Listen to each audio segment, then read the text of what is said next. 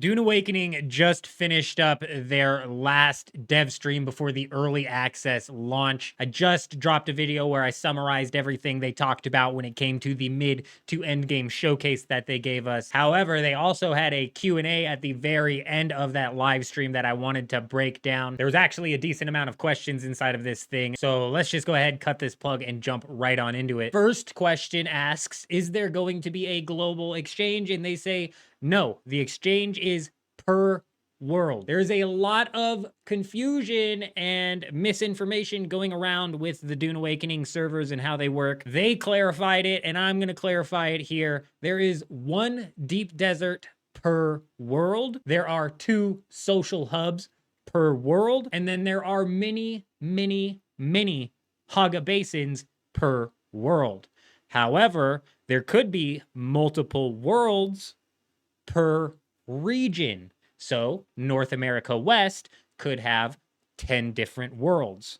Each of those 10 different worlds have 10 separate deep deserts, 20 separate social hubs, and hundreds of separate Haga basins. I'm glad they finally gave us a clear answer to this question, but the second question asks, are the dungeons in the Overland going to be instanced? And they say yes, the Overland dungeons are typically story-driven, and this is instanced solo mission objective combat style stuff. And they say this is currently the only instanced gameplay that they have inside of Dune Awakening. They gave a bit of a showcase of one of these Overland dungeons inside of this dev stream, and it looked pretty interesting, so I'm excited to see how these end up playing out. The next question asks, how do circuit works? And for the sake of time, because this is a whole 30-minute discussion that could happen here, and I'd imagine that when the game fully launches, people are going to be doing some crazy things with these that will require definitions that I'm just not going to be willing to look up to give. But the short answer here is that circuits will make it to where certain containers can feed certain, say, fabricators, and then those fabricators can then feed the output from the fabricator into a different chest entirely, so on and so forth. This isn't a full automation. However, like I said, you can work this into like some partial automation. For example, you could have your water producer feed the water into your ore refinery, and at the same time you can have your main ore chest feeding the ore into the ore refinery, so that is constantly smithing ingots, and then you can have those ingots be pushed out into a fully completed ingot chest, right? The next question is, how are they going to balance out the houses? And their answer here is there are some systems in play that they don't necessarily want to talk about currently. Plus, the third faction that's coming in is also going to play a role in balancing out the houses. Bit of a non-answer here, but the next question is,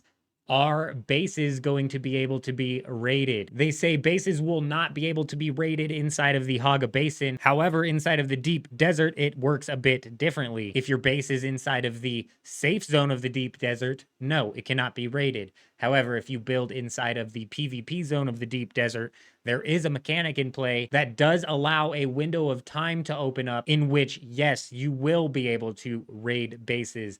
They say that this is tied to the lore, and honestly, I don't know anything about the Dune Awakening lore.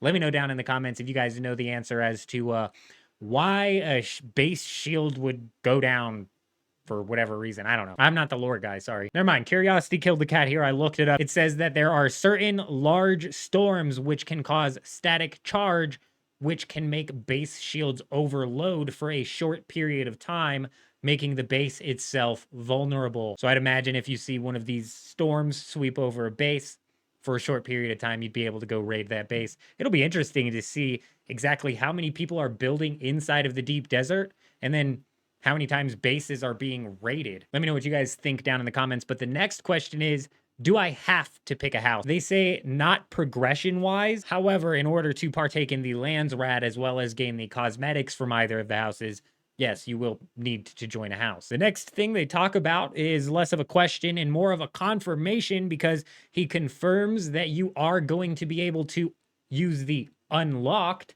tech tree right at the very start of the game. There's another bit of misinformation that I keep getting in my comments that we can put to rest. Yes, you're going to be able to choose unlocked for the tech tree right as you start the game. The next question is there going to be a level cap? And the answer is Yes, the level cap is 200. Somebody then asks, is it possible to lose all of your gear inside of PvP? And they say, not inside of base PvP. Inside of base PvP, all that you lose is the Solari, which are the coins that you have on you, any spice that you have on you, as well as any resources that you have on you. You don't lose any of your gear. However, your gear does lose durability. There is a stipulation to this, though, because one of the Landsrad choices that you can make actually enables full loot PvP for an entire week. This is wild. It'll be interesting to see if this gets picked very often. I would prefer full loot PvP. I prefer the risk versus reward that comes with full loot PvP.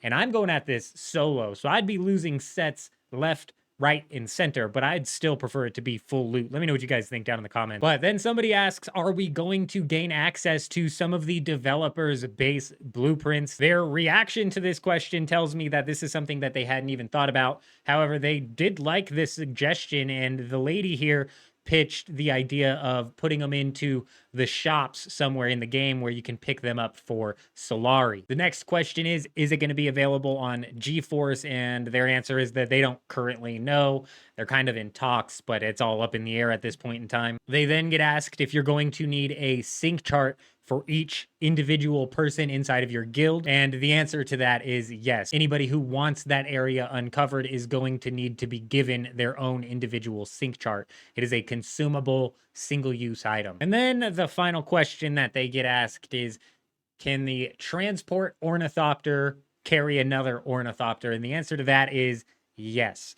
So this is interesting, actually. I'd like to see what sort of gameplay arises from this, because I'm just picturing like an attack ornithopter loaded up with missiles being carried by a transport ornithopter.